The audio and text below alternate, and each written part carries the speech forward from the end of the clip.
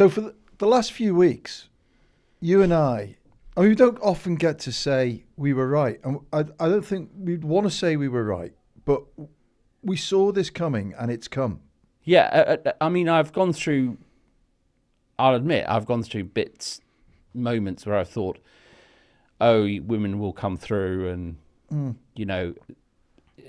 especially the end, because Donald Trump, the president-elect's final sort of closing argument, it wasn't really a closing argument, it was just a volley of abuse. So I thought, well, this isn't going very well. But you're right. I mean, I think when we did Michael Wolff's podcast, for example, we both said we thought Trump would win, and he has. Yeah, and he's won in grand style as well. I mean, that's the thing, isn't it? Is that it's not just that he's won. He's won convincingly. Yeah. Not only the Electoral College, but the popular vote, which is quite something for a third-time candidate. Yeah. He's got the Senate. He obviously controls the Supreme Court. And he's, at the time of recording, he's heading towards keeping control of the House. So he now has a total grip on the polity, it looks like, which is extraordinary. It's extraordinary in so many ways. Donald Trump often says, people have never seen anything like it. This is historic. And this time he's absolutely right. People have never seen anything like it. No, I mean, there is no precedent. Grover Cleveland came back after a spell out of office, 100 years ago. People are talking about de Gaulle, people are talking about Churchill, but, none of those people had actually organised or incited an insurrection on the Capitol. Yeah. And he's the oldest president to be elected. He's the oldest president to be elected. I mean, he's the only felon to be elected. Yeah, I mean, he's a felon who, in principle, at least, is going to be sentenced on November the 25th or 6th, but something tells me that might not now happen. I mean, should we split this in two parts? First part being, how did we get here? Yes. And then the second part what being, does it mean? What does it mean? Yes, okay. Of course, that's a good idea. So, how?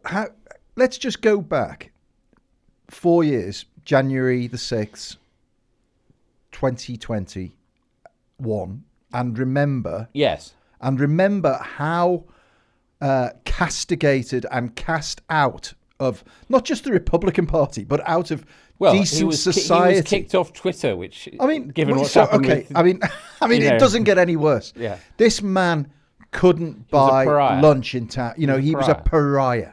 Yeah, I mean, he was a pariah, and then after that, he attempted a comeback as a mini comeback as a sort of patron of candidates in the 2022 midterms. And they didn't do very well. And that was seen as kind of the final nail in the coffin.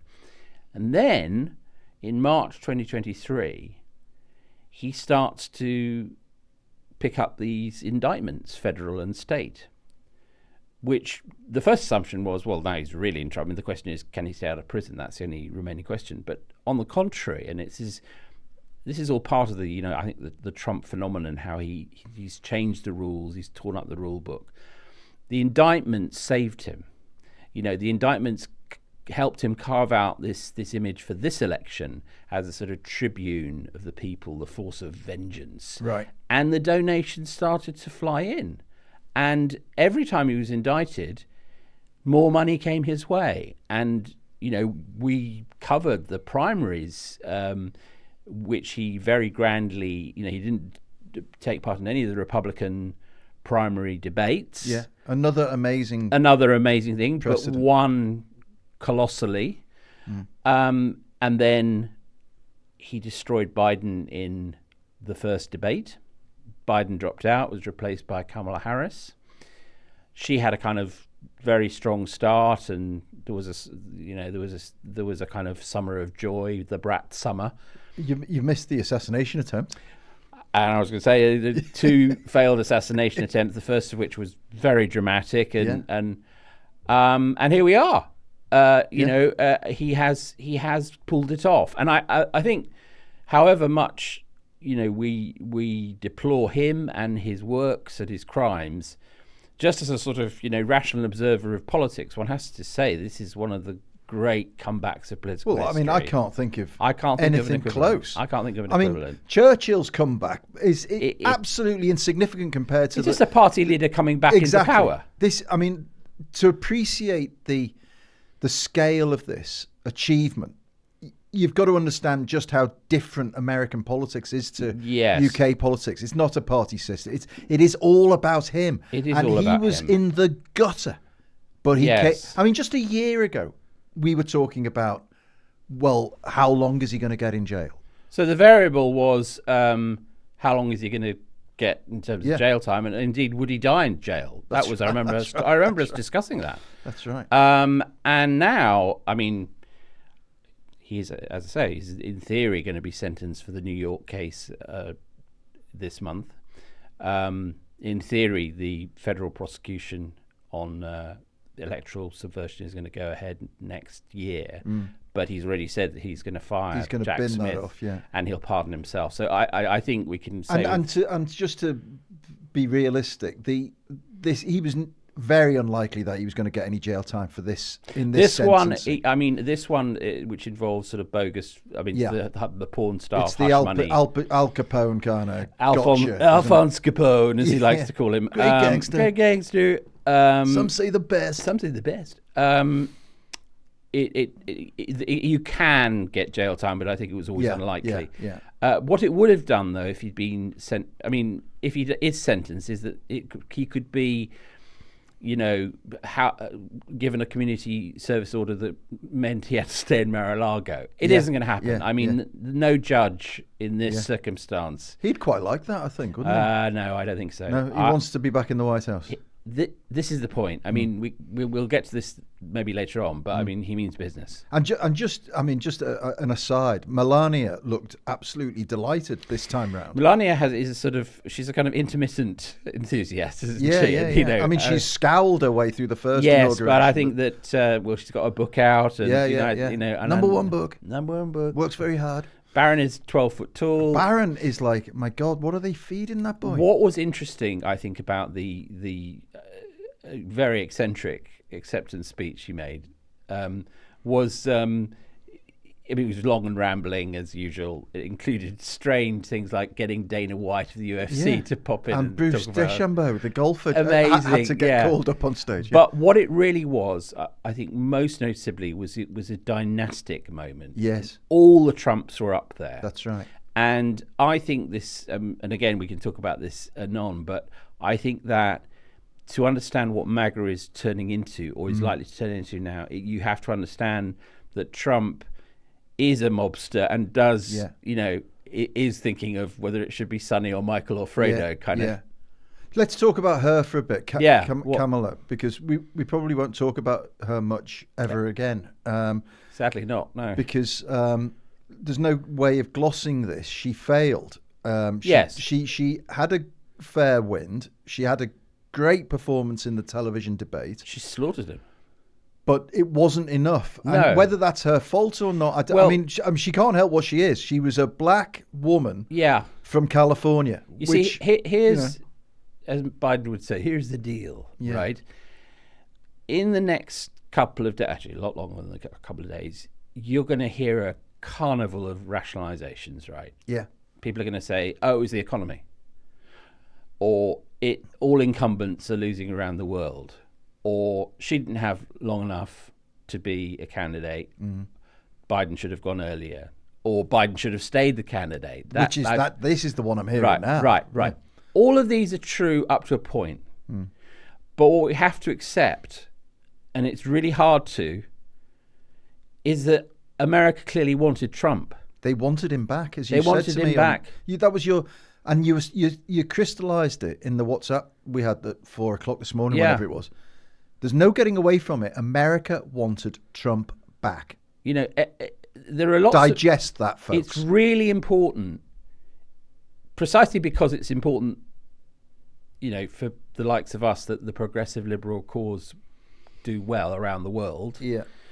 And this is ground zero of it, that we not kid ourselves about what's just happened. Absolutely right. Absolutely right. This is the wholehearted embrace, for the first time, actually, of Trump and all his works. And it's not Trump, the sort of slightly goofy, offensive, but apparently jocular reality TV star of 2015-16. This is full-on vengeance Trump. Yeah. And they wanted him. Now, I you can kind of there's a tendency to sort of pick it apart and say which groups came through and which groups didn't. And there's certainly no doubt that their controversial strategy, the Republicans, to really go for young men of all ethnicities, this was really important, do the Bro podcasts, paid off. Yeah. It really did. I tuned into Rory, Stewart and Alistair. Oh, they yeah, did a very good live broadcast from the States. And Rory, who had been really Kamala-tastic. Dogmatic. Kamala will win. Anybody Yeah. who says she won't win is stupid, blah, blah, blah. And all of this was engaged in this ferocious bout of hand-wringing about why. I don't think I got it wrong because I was patronizing people. I think I got it wrong because I'm an optimist, and I didn't like the pessimism to drown out my hope for the future, all this crap.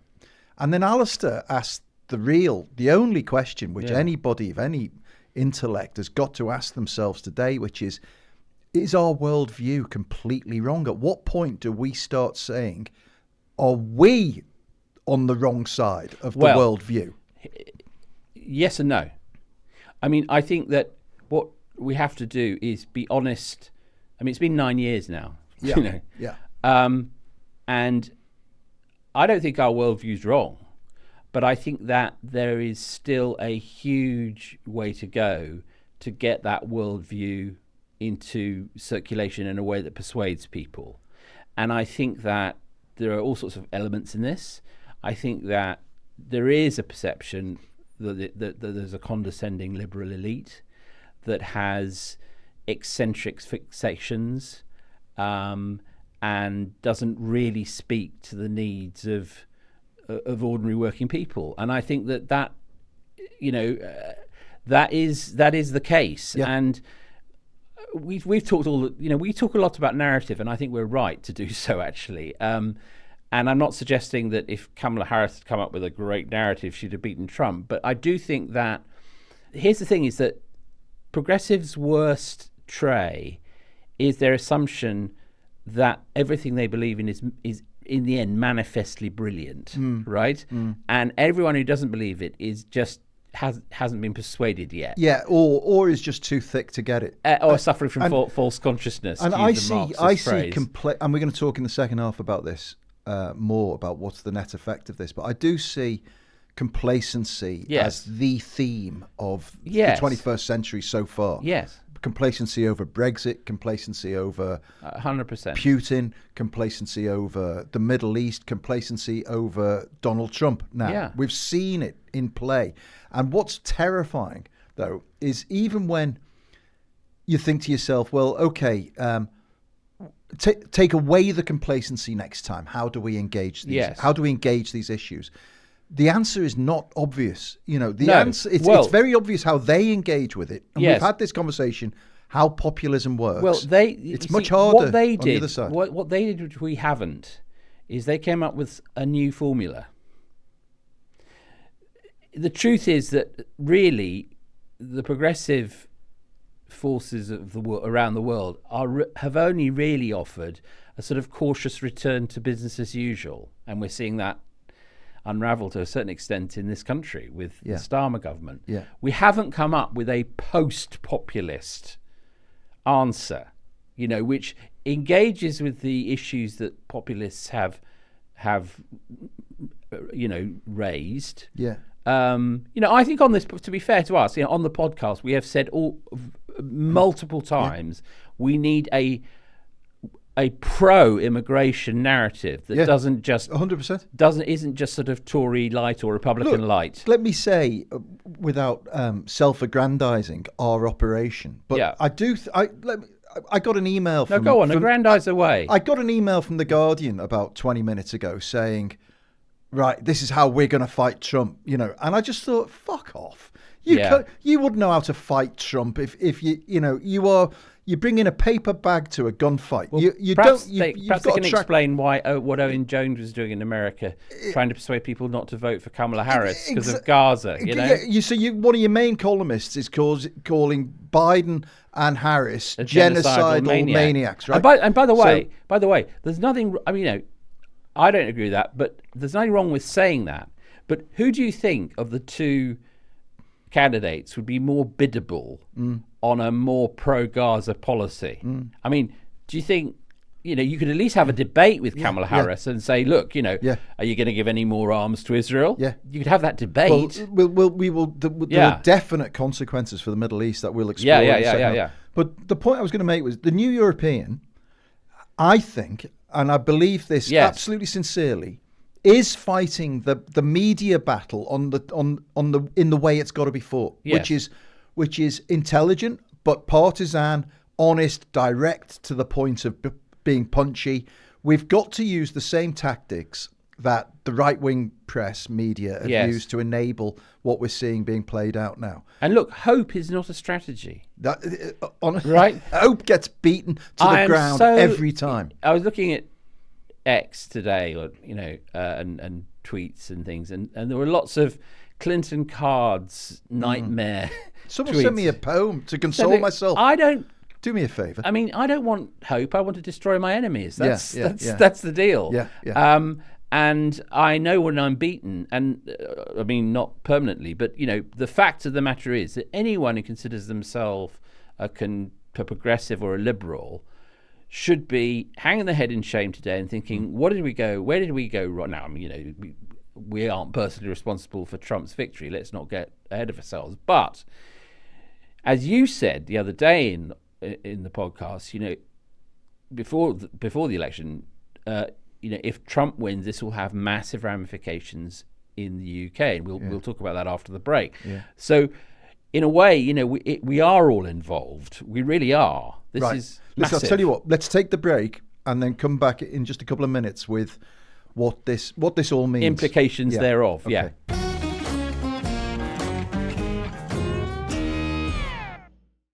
Welcome back, everybody, on this astonishing day. Just mind-blowing day, really. Let's, Matt. I'm just trying to think how best to. Let's start here in the UK. Yeah. Let's start in the UK and then broaden out. What does Trump's election mean for the UK? It means loads of things. I mean, first of all, just on a sort of international order level, we are the UK. For all the setbacks it's endured since Brexit, is a very senior member of NATO, and Trump hates that organisation. Now, I don't know whether he will try and leave NATO. He certainly thought about it in his first term, but what he will definitely do is basically hold a gun to the head of other NATO members for more money. And that's not, he has a point in the sense that, why should America pay all of, the lion's share? Yeah. But my greater worry is that alliance, which has been strengthened by Ukraine, will now face a sort of massive crisis of confidence. Yeah. So that's one. Just on that point of European, yes, the vulnerability of Europe now. Huge. If Trump decides that the hell with this, we're going to come back. It's all about America. I'm not funding Europe's defense game anymore. Well, I think he has. I'm not gonna hold up Ukraine in the face of the greater strength of Vladimir Putin. I'm not interested. We can only blame ourselves. Do you know what it reminds me of? It reminds me of these newspaper groups that put all their future commercial strategy into Facebook, and they said, "We'll get all of. Oh, look, Facebook will deliver us all this traffic. Yes, and they can take care of the content dissemination and all of that." Yeah. And then Facebook, just on a whim, decides, nah, that's not our game anymore. I don't think we do that. And those newspaper groups are in danger of collapsing. Now, Europe, almost since the Marshall Plan, has been dependent on American largesse. And, it's all right having 20/20 hindsight, which we've got now, but to look at it and say, we allowed ourselves to be so utterly dependent on the whim of one person, the occupant of the White House. And now that whim has turned against us. Yeah, We're in a massive and trouble. actually, I mean, oddly enough, there's a measure of bipartisanship on this in the States, because I think with Trump it'll be quite brutal, but the Democrats, don't want any more wars either. Yeah. They'd be more supportive of the Ukraine, but Biden was very clear. No troops on the ground, no nuclear exchange. There are limits to our involvement, and I think that this magnifies the importance in the EU and in Britain to. It's very sad saying those two things separately. To cooperate as a matter of urgency on how we need a defence and foreign policy response to the new Trump world. Yeah, because he doesn't care about what goes on here at all. We also need an economic response, because Bigly. we listen. I mean, and this could go one or two ways. Yeah. We've got Nigel Farage in Mar-a-Lago right now, whispering in his ear, if he can get close to it, about how he should deal with the United Kingdom. We've got a foreign secretary who's on record of saying Trump's, as far as he's concerned, a member of the Ku Klux Klan and a Nazi and all of this, and has been, as we've said on the podcast, been steadily rebuilding links with J.D. Vance and all of this. Yeah. But David Lammy will come under a lot of scrutiny for his. I mean, I've seen Owen Jones already retweeting. He's doing his usual delight. Twitter archaeology, ever helpful for this country's ambitions. What a twat. Yeah. Anyway, so we've got that on one side. Now, Trump may decide, okay, I'll do a trade deal with the UK. I'll bolster them. Or he may say, no, the hell, they'll suffer the tariffs the same as everyone else. I don't think we figure very bigly on his horizon, to be honest. Yeah. I mean, the honest truth is I think there are two things that interest Trump about the UK. One is the monarchy. He likes the monarchy because it's posh. And he likes the golf courses. He likes golf, yeah. And that's about it. Yeah. So is the real point that we, and this is a bigger agenda, bigger picture question for you, should we not now, is it not more important than ever for us to try and have a meaningful reconciliation with the European Union? Single market. Listen, customs union. That how close we are to nuclear war thing, 1159 thing that I think is the clock, the bulletin of atomic scientists still, whatever that is. If we were at 10 o'clock last night, importance to get back into the EU, we're now at 11:30 or 11:40, right? Overnight. Yeah. We as a country, as a viable country whose government is betting the farm on growth, there needs to be a serious honesty session about this, which I fear will not be forthcoming, but that's what needs to happen. Because we are moving, or rather we are in now an era of distinct blocks of trade. Yes, we are. And I don't think being a little island on the side of one isn't going to cut any dice. I don't think that a US-UK trade deal will be something that interests Trump at all. No. I don't think he'd be necessarily sort of hostile to it. I just don't think it would occur to him to do one. Yeah. Why so would we're he going to get favors? I mean, if he starts, and also slapping, let's not forget he hates Starmer. Yeah. And one of the reasons he hates Starmer is because, if there's one person who's going to vie with J.D. Vance for power in the new administration, it's going to be bloody Elon Musk, who has a personal vendetta against Starmer that goes back to the August riots. Yeah. And that's not good news. No. And of course the Labour Party sending over activists to camp. So which in normal times would be perfectly normal, but these are not normal times. Again, to your earlier point, we can mitigate all of these things and explain away all we like. Yes. But it's not going to change the fact that Donald Trump ain't listening to people like you and me. He's got his own worldview, and he's got unfettered power now to see it through. Yes, and it is absolutely true. And some idiot on Twitter said to me at the bottom of our cover, "Stop crying, lads. It's only 4 years." It's not 4 years because after Trump will come Vance for 8 years.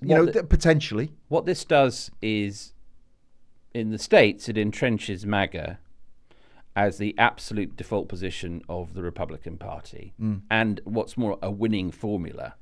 So this is the absolute end of the old Reagan, Bush, post-war Republican Party. It's dead. It's gone. Yeah. Okay, but also, and as I mentioned in the first half, you made this point in the Michael Wolff podcast that if Trump won, which he now has, it would energize the populist right in other countries, and it really will. Yeah. The MAGA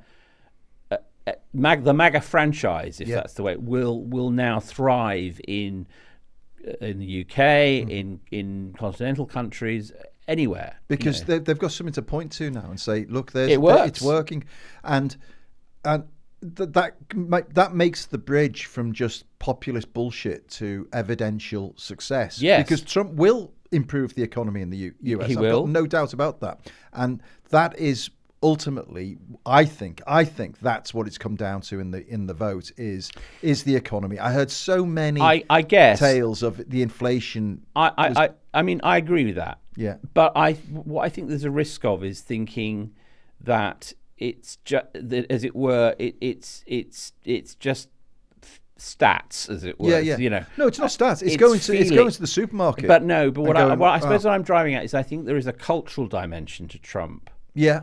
Right, which is that one way to comfort ourselves is to say they like him on the economy. So if they like us on the economy, it'll be all right. I'm afraid I think it goes deeper than that. I 100% agree. I mean, 100%. the bit that really terrifies me, I mean, there is no other word for it, is the illegal deportation plan. Yeah.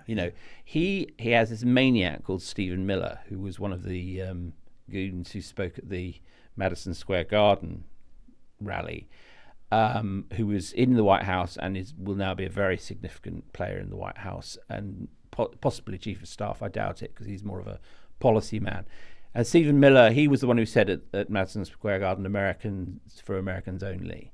He has been developing this plan to deport 11 million people, who, by the way, live in homes and communities. They're not on the border or in hostels near the border. Yeah. Many of them have been living here for many years. Yeah. And are married and have children. Now, I'm not saying that this is going to happen overnight, but it is going to happen. And I think that moment will be yet another wake-up call to the rest of the world, because Trump is funny, and because he's a bit of a clown, and because he has this ridiculous way of talking that he calls the weave. There's a tendency to forget that there's a deadly serious side to him, a brutal savagery, and it all has to do with blaming people and encouraging people to feel besieged and surrounded by enemies. This is a guy who made light of the fact that the press might get shot if there was another assassination attempt, and he'd be fine with that at one of his rallies. And there are so many examples like this. Wanting Liz Cheney to stare down 9 barrels of guns. I mean, incredible things he said. We said again this morning in the to and fro on WhatsApp is, there is a list. He has got a list of people. A list. He's got a list of people that he wants, almost literally tortured. He would happily put people, incarcerate people, expel people, put people under so much regulation that they can't operate, and thinking about media. This is all going to come. Don't forget, not long ago, the Supreme Court, full of people he appointed, ruled that anything a president does that is an official act is, he has full legal impunity. Yeah. Including the example given by his lawyer. What if he ordered Navy SEAL Team 6 to assassinate one of his political opponents, and the court reluctantly agreed that would be covered? Yeah. Now, what the hell does that mean? It means he is literally above the law. He is a king. Yeah. He is an absolutist monarch, which is an extraordinary thing. Now, what I think will happen is that there'll be a massive and painful autopsy. As I said, I think you'll be reading a lot of rationalizations, particularly in specific publications that love arguing that nothing has changed really since 1989. Yeah. Pink ones mainly I'm thinking of, and but not just those. And then there'll be a realization that this is for real.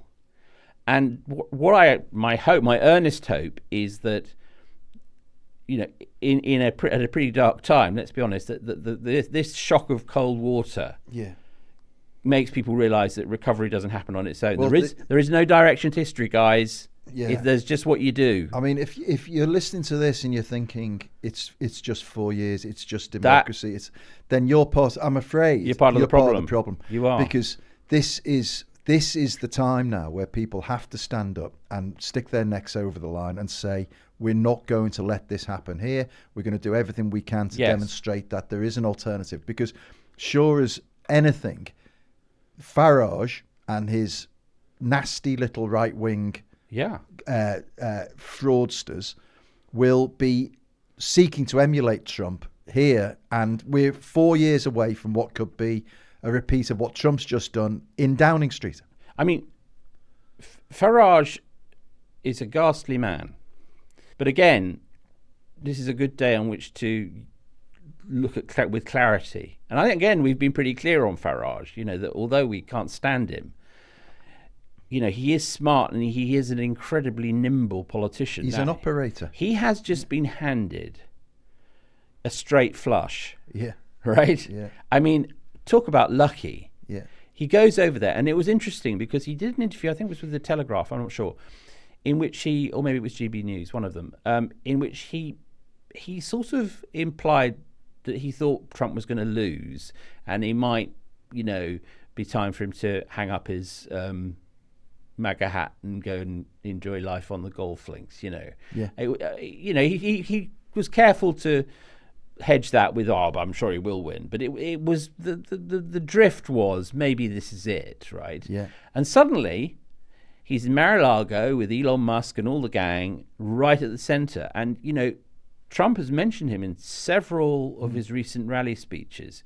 So there'll now be a battle in Europe to be Trump's person in Europe, you know. And I guess the competitors will be Meloni, Giorgia Meloni, who's very close to Steve Bannon, and of course Viktor Orban, who's a frequent visitor to Mar-a-Lago, and Farage. Yeah, yeah. That is the world we've entered, folks. Now, my optimism is based on realism. If we're going to beat this, and it is now a global movement, I think anyone who denies that now is simply head stuck in the sand. We have to. The first thing we have to do is absolutely understand why it has succeeded, and what the next steps are, and that's the work of more than one podcast. But today is a day. I can't remember who said don't go out and grieve, go out and organise. That's kind of my feeling, Yeah, totally. But organise in ways that, because not just to make yourself feel better.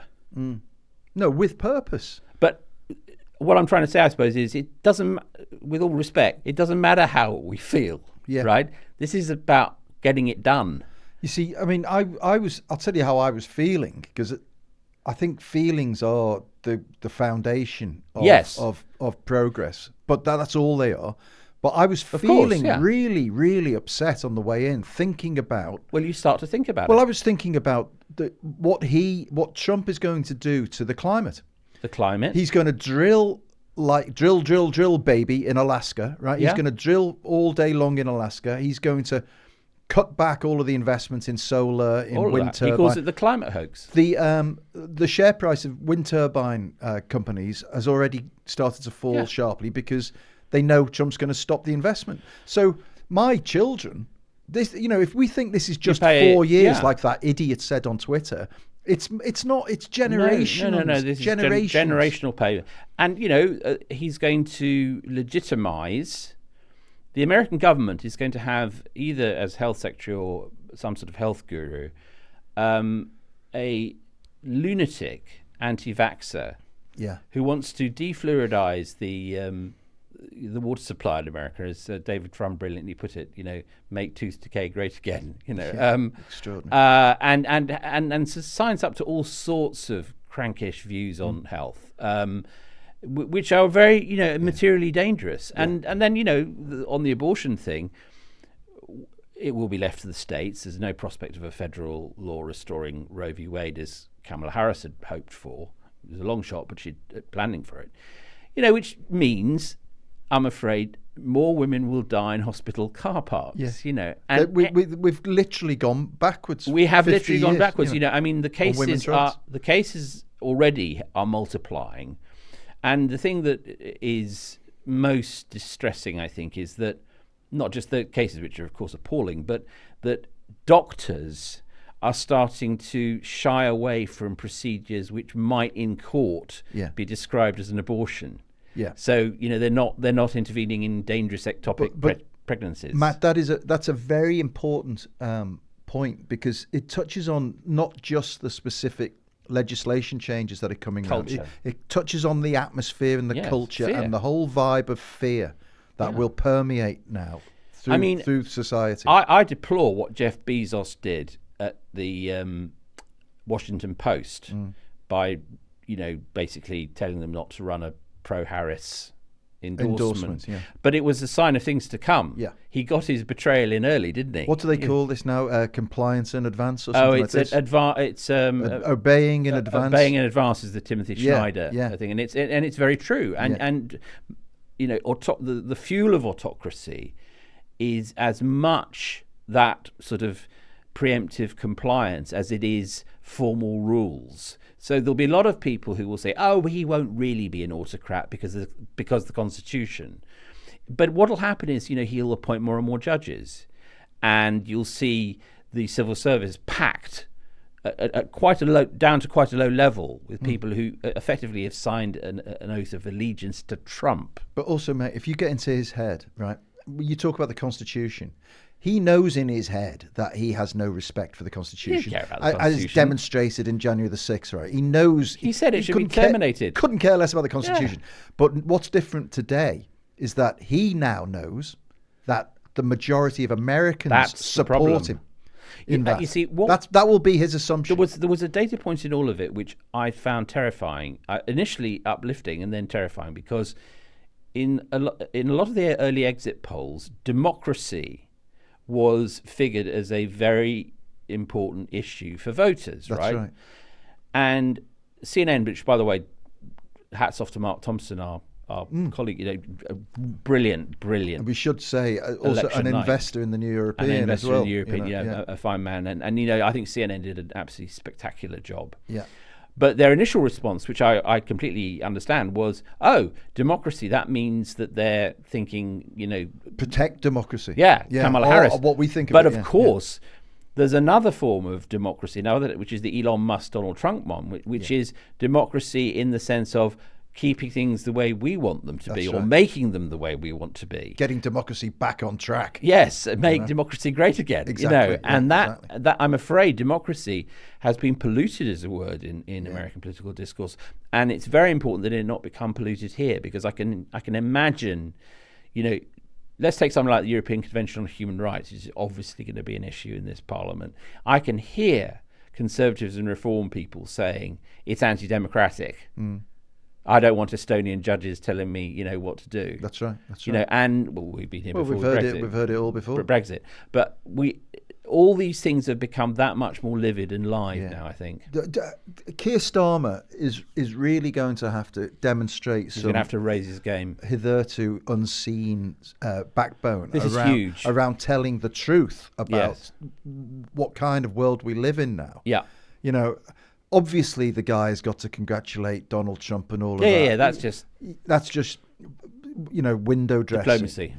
But it's very important, I think, that he holds some. There was another discussion on, I think it was Nikki Campbell on 5 Live, and they had 3 new MPs on, and they had an absolute clown of a Tory MP who was saying, David Lammy shouldn't have said any of these nasty things because he's jeopardised our whole futures. And the whole tenor, which and by the way, I agree, David Lammy. I know, but it was not the idea prudent. Of point scoring is so pathetic. But also to be such a lick spittle to say that Donald Trump's been elected as the president of the United States. Therefore, we have to fall in behind everything Donald Trump's about to do. The opposite is true. Yes. We have to stand as a beacon of what can be possible when you don't fall down a populist route. But to pander to populism, as Keir Starmer has done in saying, I'll make Brexit work, I'll keep the red wall on track, I'll say all the things that will keep the red wall pleased. You know, populism light. Yeah, exactly. To pander to them, to go even halfway is a dereliction, I think, of what's required. I mean, I think that there are moments, 9/11 was one, the financial crash was another, Brexit was another, and this is another, where everything changes. Yeah. And the honest truth is, I don't know how you feel, is that I don't know completely how I feel about it yet. Yeah. I'm so sleep deprived, over caffeinated, and energized by it as a story, as a journalist, but also deeply troubled by it as a citizen of planet Earth. And so I think there's a lot more unpacking to come. But I think my kind of top line is that to urge people against the complacency of rationalization. It is what it looks like. They voted for Trump. Yeah. They wanted Trump. He's their president. They wanted him back. That's right. And that's having known they what he know is. exactly what he's like. It's not like it was in 2015. You could argue, they didn't really know what they were letting themselves in for. We did promise the listeners we'd at least open the discussion around what it means for other parts of the world. So before we go, let's just cover off Ukraine, right? Terrible. If there's a more worried man on the planet than Vladimir Zelensky right now, I can't imagine why, because he now seems in a desperate plight. I mean, Trump in his acceptance speech drew attention to the fact that he'd had, as he put it, no wars apart from the conflict against ISIS during his first term, and he said repeatedly that he wants to end the Ukrainian conflict, on day one. And that can only mean something that is very much the benefit of Putin. Yeah. I mean, I don't know what it means precisely, but it surely means letting Putin keep a Crimea and a big slice of Donbass. I don't know. By the way, have you seen the psychology already going on with Putin and Trump? Putin has said, the Kremlin has said there are no plans for President Putin to congratulate Donald Trump. We're under no illusions about Donald Trump. So there's already this psychology of, I'm not your mate, and, you will come to me. Yeah. Don't forget who's Big Daddy. Exactly. So that, and we know that Trump will fall into that. Trump will love that. Yeah, Trump, that part me and Vladimir. That part of Trump that is a sub will absolutely, treat me nicely, Vlad. So exactly. I've been a bad boy. I've been a bad boy. Very bad boy. Very bad boy. Beautiful bad boy. I chopped down that cherry tree. I chopped down that cherry tree. Can I tell a lie, Vlad? So Ukraine, we'll come back to it shortly, I'm sure, because that situation is going to change very quickly. The Middle East is very much more complicated. It is. I mean, okay, there's a there is. It could be very good or it could be very bad. Yeah. The very good thing is that Trump's sheer impatience might just drive a sort of swift resolution. Yeah. He doesn't like Netanyahu. Netanyahu and he know each other quite well, but he's never forgiven Netanyahu for congratulating Biden in the 2020 election. Oh, really? Yeah. Right. One of the first things Trump said after October the 7th was, I had problems with Bibi, got to be honest. There's no love lost, really, although they have many similarities as sort of strongman leaders. I think that Trump will just put huge pressure on Tehran and on Netanyahu's war cabinet to sort it out. Yeah. Sharpish. Because they were saying on the radio this morning as I drove in that, Tehran are in terrible trouble now because Netanyahu will have a total free hand and he'll be able to bomb their nuclear facilities. I was thinking, that contradicts what we know about Trump, which Trump playbook. He doesn't want it to get any worse. The last thing he'll want is nuclear facilities being bombed by no. I think what you'll see, and it's interesting, our friend Michael Wolff wrote a piece the other day about this, in which he pointed out, and it has been sort of quietly visible in the last few months, that Jared Kushner, Ivanka Trump's husband, who was a massive player in term number one, and then went away to build this huge investment fund, has sort of crept back towards the centre of it. And I think, I don't know what position he might hold formally or not, but I suspect that when it comes to what happens in the Middle East, given that Kushner was absolutely the point man on the Abraham Accords, he'll be advising his father-in-law how to end this. And I think, so that's the good interpretation is there might be a resolution quite quickly. The bad one is that because it's Trump, he won't exactly be driven by humanitarian concerns. Speed possibly good, getting aid to the Gazans not so sure. Yeah, well, scoping out some golf courses on that beach. Well, front, I mean, they're. He's literally talked about great beachfront properties. This is what we're dealing with now. They are a crime. The Corleones have taken over America. Yeah, right. Yeah. You can see the new Vegas in the Middle East. Completely. He'll be looking at that and thinking, Atlantic City looked like this once. Atlantic City, except in Gaza. Yeah.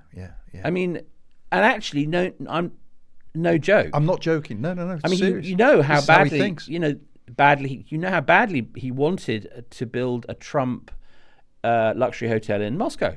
Yeah. All of these relationships are commercial in origin. Yeah. He's an oligarch. Listen, I'm going to do my parish priest bit at the end of Mass and say there's a couple of notices, folks, so please pay attention. A little bit of housekeeping. First off, now is the time to support good journalism. My God, yes. Don't if you've been thinking about subscribing to the New European, now is the time to do it. So I'll just leave it there. You know what I'm saying is true. Go to theneweuropean.co.uk/2mats. There's a great deal. You can subscribe from £1 a week. We will be hammering our domestic politicians, and we'll be hammering internationally to make sure that our voice is heard. So help us do that. It's never been more important.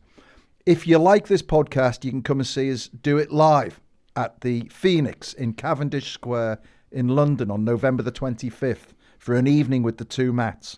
There are still tickets available. The link is in the show notes, or you can go to theneweuropean.co.uk/2Mats live. That's the number 2, MATTS LIVE. Come and see us. It also helps pay the bills. And let us know what you think, because we listen and read every email, and we pay attention. And we love the emails. Most are the ones that pick us up and say, you said this, but we disagree. Send any feedback, any questions in to 2mats@tnepublishing.com. And they are your notices, parishioners. We'll be back on Friday. We'll be back on Friday. Have a good day and a half. Yeah, despite it. Enjoy.